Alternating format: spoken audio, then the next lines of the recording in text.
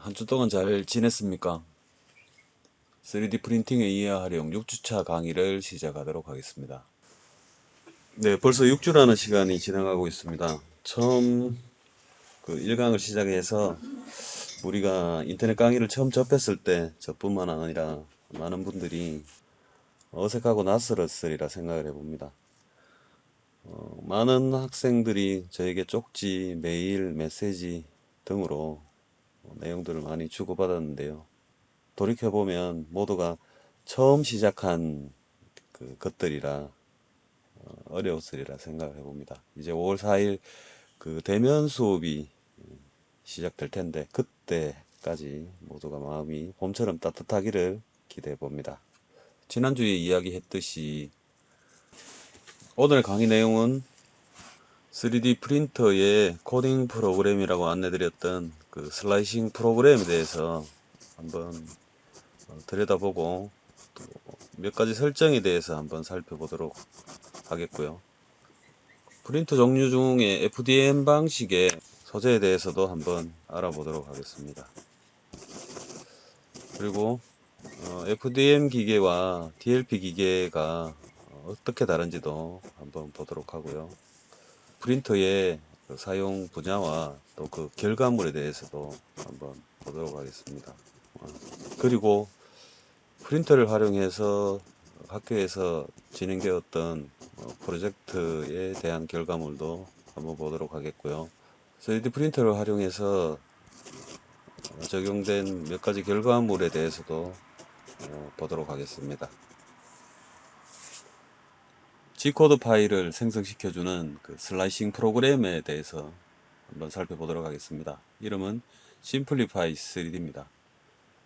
이 슬라이싱 프로그램에서는 몇 가지의 기능을 가지고 있지만 그 중에서도 3D 프린터의 소재를 어떻게 가공을 해서 적층을 시킬 것이냐, 즉 쌓겠느냐, 그런 것들을 설정해 주는 프로그램입니다.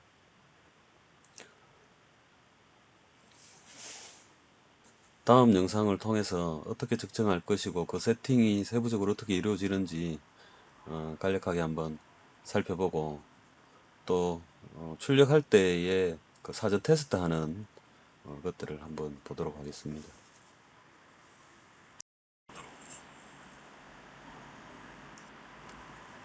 네, 예, 심플파이 3D를 실행시켰습니다. 잠시 프로그램이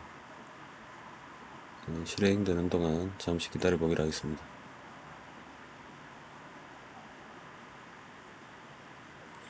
네, STL 파일을 불러오면 이렇게 결과물이 그 위에 올라가게 됩니다. 자, 프리뷰로 그 STL 파일의 그 상태를 볼 수 있고요. 프린트로 넘어가기 전에 상태를 확인합니다.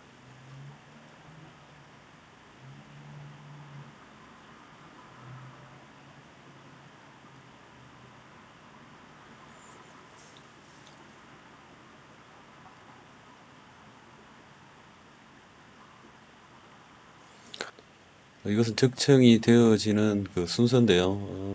자, 바닥에서 상부로 또 반대로 상부에서 바닥으로 프린팅이 소재가 쌓여져 가는 레이어를 확인을 할 수가 있습니다.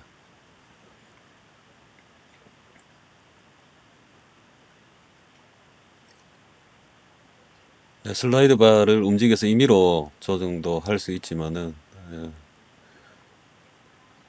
적정이 된 애니메이션을 플레이 시켜서 확인을 할 수도 있고요. 또 확인되는 중에 그 속도도 실제로 프린터 헤더가 움직이면서 필라멘트가 어떻게 쌓여져 가는지 속도를 조절하면서 면밀히 검토를 할 수가 있습니다.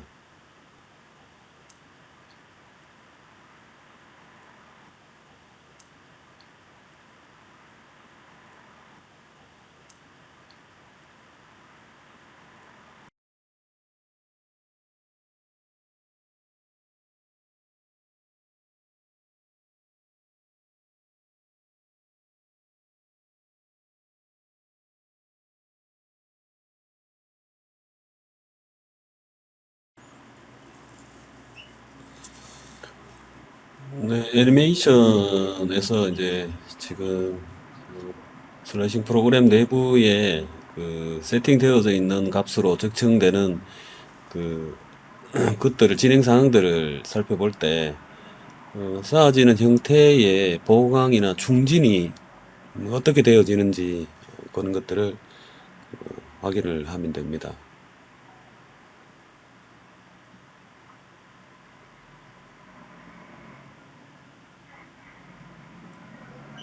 네, 안에 외부 형태에서 보여지는 것 이외에 내부에는 그 어떻게 보강 작업이 이루어지는지 확인이 되죠.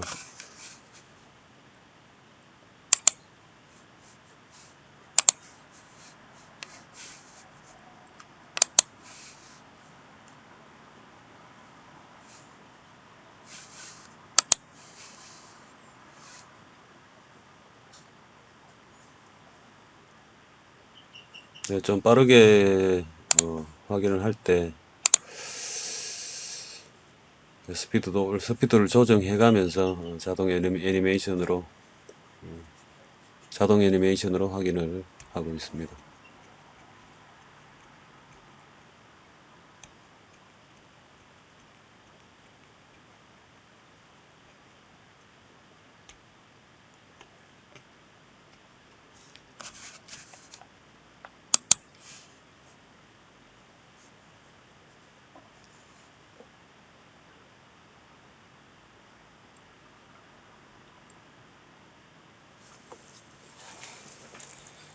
네, 지금 보시는 바와 같이 그 소재가 실처럼 되어 있는데 그 실이 아주 조금씩 쌓이는 방식이죠. 높이가 올라가면 올라갈수록 그 허물어지는 경우가 있습니다. 그런 것들을 대비해서 꼼꼼하게 안에 공백을 채우는 충진 작업을 해나가고 있네요. 근데 그런 부분들을 어떻게 자기가 그 계획하느냐에 따라서 프린트의 결과물이나 그 완성도가 결정되어집니다. 네, 네, 이렇게 완성이 됩니다. 그리고 그 베드 위에 여러 개의 출력을 올려놓고 동시에 작업하는 경우가 있죠. 그러기 위해서 지금 상단 모서리에 프린터물을 위치를 했네요.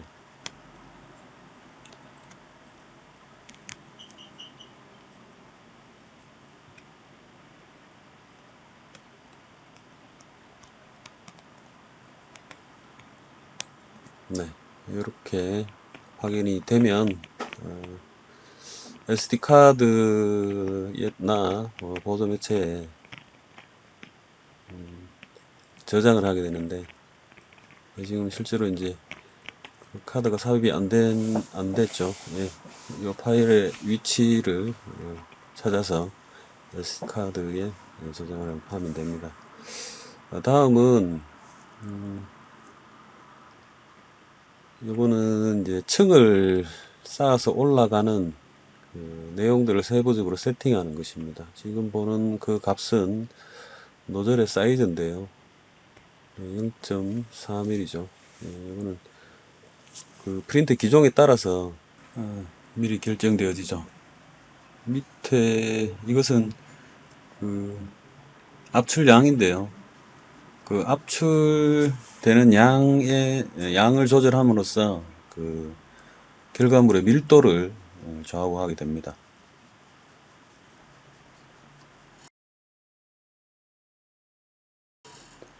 네, 그 밖의 것들을 세팅을 해야 하는데 가장 크게는 이렇게 프리셋으로 로우, 미디움, 하이의 제품의 퀄리티를 정할 수가 있죠. 자, 이것은 소재를 선택할 수가 있습니다. 뭐 플라 소재를 할 건지 아니면 ABS로 할 건지 그런 것들을 소재를 정해주는 것입니다. 네, 간략하게 슬라이싱 프로그램을 한번 살펴보았습니다. 자, 이런 3D 프린터에서의 슬라이싱 프로그램의 설정 값에 대해서 아주 중요하게 다뤄져야 되는데, 우리 같은 경우에는 기본적으로 어느 정도 개념적인 것만 이해를 하고 가도록 하겠습니다. 이 설정 값이 왜 중요하냐 하면 출력물의 결과에 상당히 지대한 영향을 미칩니다. 필라멘트의 압출 정도도 아주 중요하고, 그리고 소재를 녹이는 온도도 매우 중요합니다. 이러한 설정 값이 부족했을 때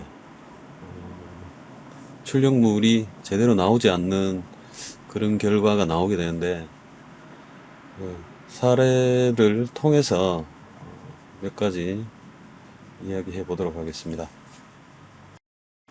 네, 이것은 노즐의 온도 설정 값이 제대로 맞지 않아서 출력물이 저렇게 제대로 측정이 되지 않고 있는 모습입니다.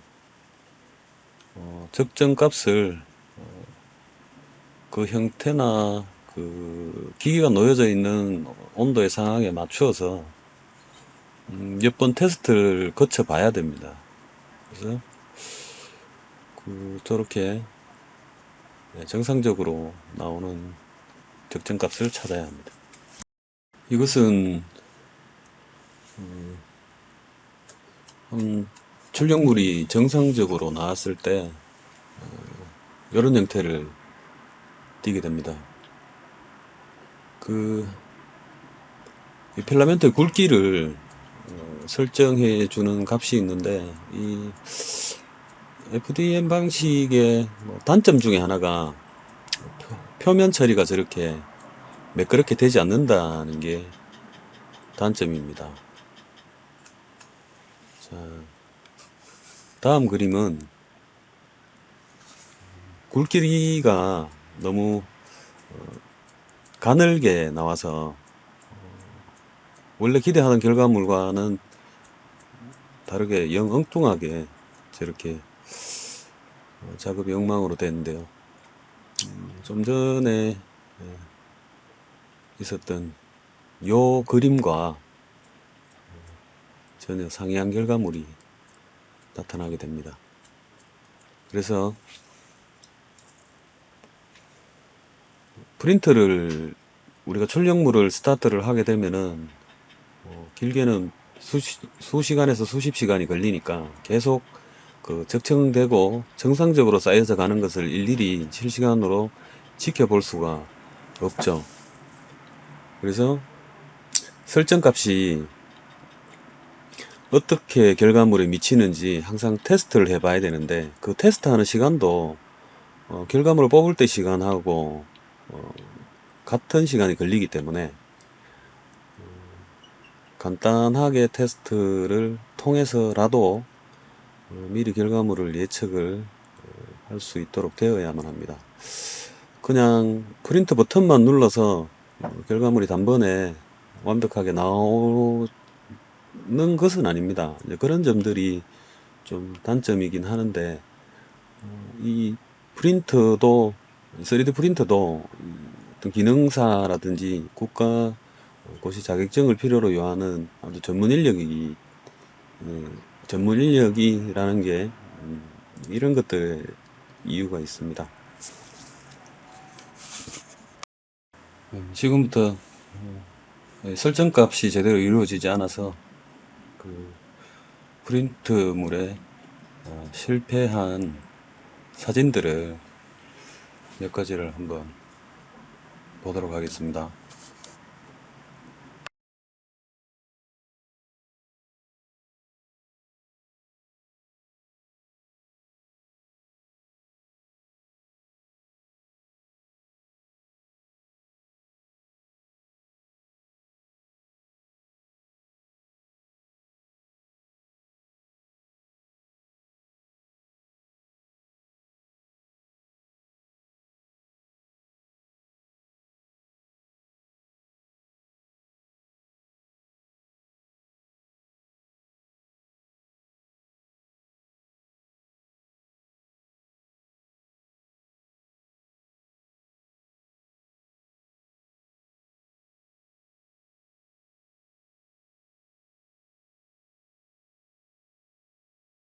네, 다음으로는 실제로 우리가 한번 실습을 해보겠습니다.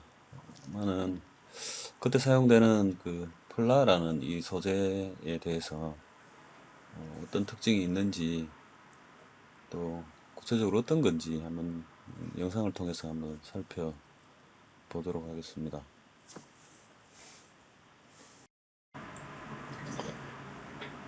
네, FDM 그 3D 프린트의 소재를 공통적으로 필라멘트라고 합니다.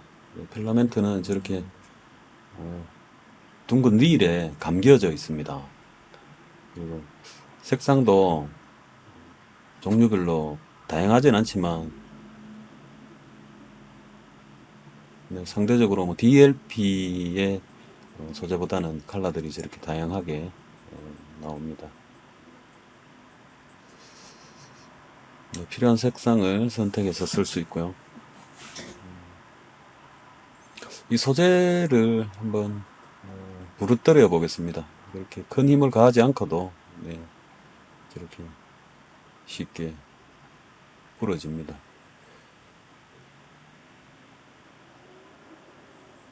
네.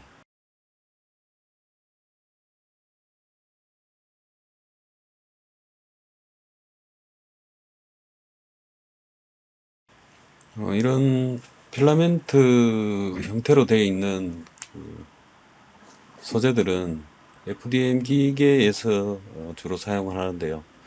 이 소재의 종류는 몇 가지가 됩니다. 그 중에서 대표적으로 플라와 ABS에 대해서 간략하게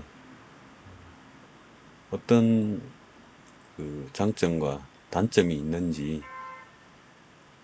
두 가지 소재를 각각 비교해 보도록 하겠습니다. 플라는 소재 재료비가 저렴합니다. 그래서 가장 많이들 사용하고 특히나 주로 그 출력물이 다수일 때 또는 양이 많을 때 그런 이유로 사용을 합니다. 녹는 점은 170도에서 220도 사이입니다. 그 출력물의 그 성격에 따라서 그 온도를 조절해서 사용을 하면 되고요. 이게 어떤 전분을 주 성분으로 하고 있습니다. 그래서 이게 녹아서 고체화되면은 그 소재가 굉장히 딱딱해집니다. 딱딱한 출력물이 필요할 때 이 소재를 사용하면 좋고요. 단점은 표면이 좀 거칩니다. 지금 사진처럼 이런 표면을 가지고 있기 때문에 후가공을 필수로 합니다. 그래서 후가공이 안 될 정도로 필라멘트 사이즈를 아주 작게 녹여서 출력을 해도 표면 정도를 후가공을 해야 되는데 이게 너무 딱딱하다 보니까 사포질을 하는데도 매우 힘이 들죠. 다음은 ABS 소재인데요. 이 소재는 상대적으로 가격이 조금 비쌉니다. 이게 녹는 점은 240도 정도로 설정을 하면은 프린터상에서 좋습니다. 재료끼리 점착성이 굉장히 좋습니다. 사포질이 잘 되고요. 그 아세톤이라고 하죠. 그 아세톤에 이렇게 훈증을 하게 되면은 표면이 자연스럽게 매끄럽게 다듬어지기도 합니다. 근데 이 단점은 이 수축이 굉장히 심합니다. 그리고 그 프린팅 할 때 실내에서 하게 되면은 이 환기를 잘 시켜줘야 될 정도로 냄새가 좀 심한 편입니다. 장단점을 간략히 비교했고요. 그 필라멘트 소재 중에 또 다른 것이 우드 필라멘트가 있고요. 또 플렉시블이라는 고무 재질의 필라멘트가 있습니다. 우드 같은 경우에는 이 나무하고 합성 수지를 결합해서 만든 그 제품이라서 어떤 목공 재료나 그 나무 느낌의 질감을 필요로 하는 그 결과물을 뽑을 때 플렉시블은 고무 소재라서 유연한 출력물을 필요로 할 때 사용을 하면 좋습니다. 이렇게 플라와 ABS의 장단점에 대해서 한번 비교를 해봤고 또 몇 가지 재료에 대해서 함께 알아보았습니다. 이 영상은 그 DLP 방식에 사용되는 소재입니다. 레진이라고도 하고요. 광경화성 수지입니다. 광경화성 수지라는 것은 이 수지, 액체 형태의 수지가 빛을 쬐었을 때 딱딱하게 굳는 그 소재를 보고 광경화성 수지라고 합니다. DLP는 이 FDM과 다르게 빛을 조사해서 경화시키는 방식의 3D 프린터입니다. 저렇게 액체고요. 조금 점도가 있습니다. 그리고 이거는 세척을 잘 해야 합니다.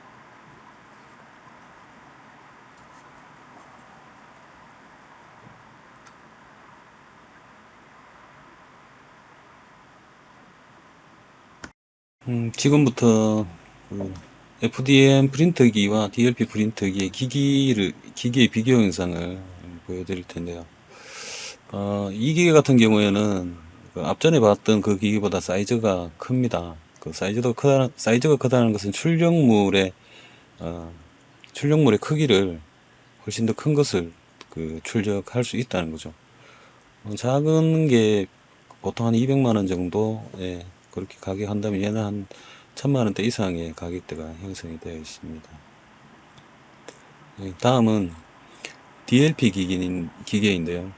이 DLP는 오픈을 시켜보면 저기에 그 붉은색 액체가 담겨져 있는데요. 그 상부에 금속 부분이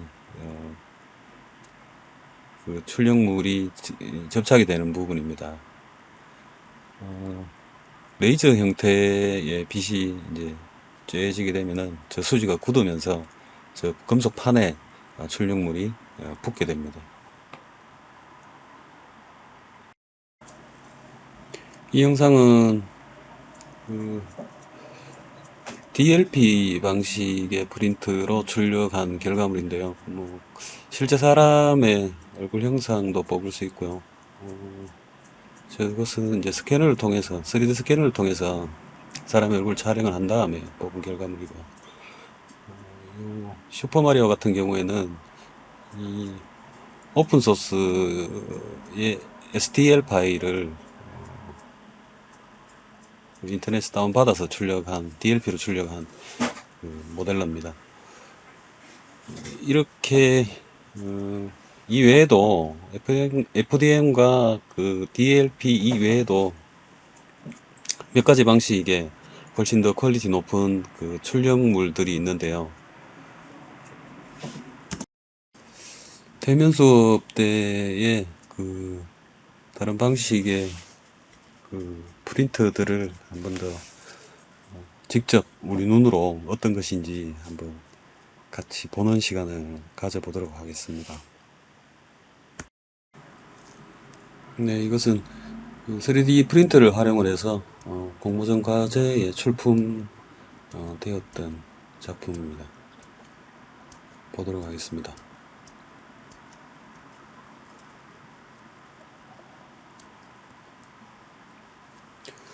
네, 다음은 앞 시간에 이야기했듯이 FDM 프린터로 아이언맨을 만들었는데 시간과 노력이 상당히 많이 공이 들여진 작품인데요.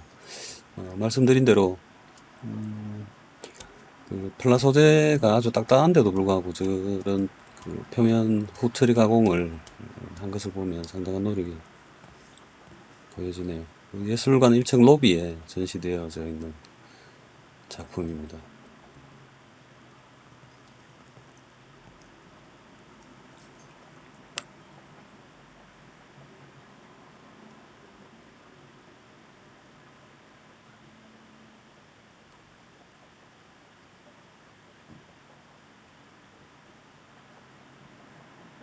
오늘 3D 프린팅의 이해와 활용 6주차 강의에서는 그 슬라이싱 프로그램에 대해서 간략하게 한번 보았고, 그 내부에 있는 그 설정들을 적절하게 잘 하지 못했을 때 출력물들이 실패한 사례들을 보면서 그 프로그램 설정의 노하우와 또 중요성에 대해서 함께 알아보았습니다.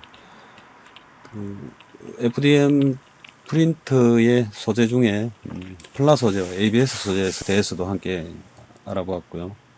그리고 몇 가지 다른 방식의 출력물에 대해서 함께 봤습니다. 다음 7강 때까지 다들 행복하게 잘 계시고요. 다음 7강 때 뵙도록 하겠습니다. 수고 많았습니다.